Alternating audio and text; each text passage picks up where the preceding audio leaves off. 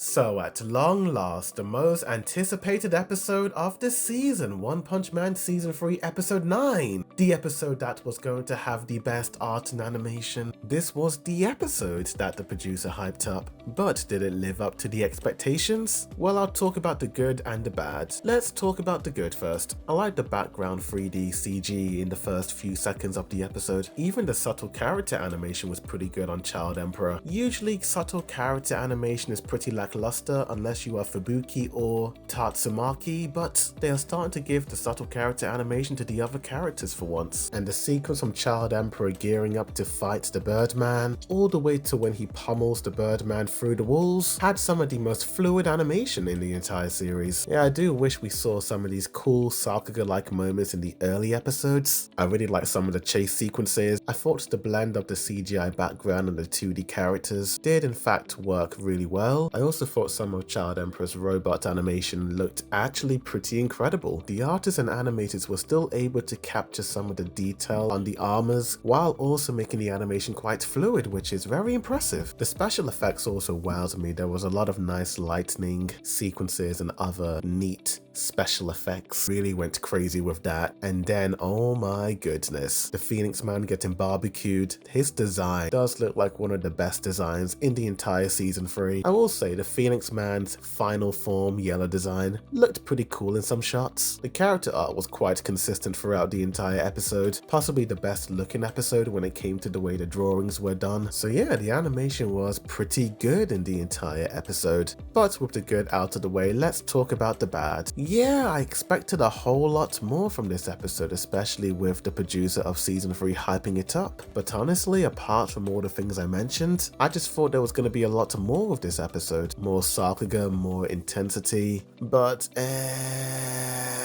it wasn't a bad episode. Pretty good, but I think I expected a lot more. Yeah, honestly a bit disappointing overall compared to what came before it last week. I'm quite confused, I'm a bit perplexed. Did the producer mistype or misspoke when she said episode 9 was going to be a pretty hype episode? Did she not mean episode 8? Even Takashi Hashimoto saying that in the next coming weeks, these episodes are going to be stellar. Yes, episode 8 was awesome, but this episode was good in places, but it was far from great. At least it lacked any of those annoying neon filters, so I think that is a huge win.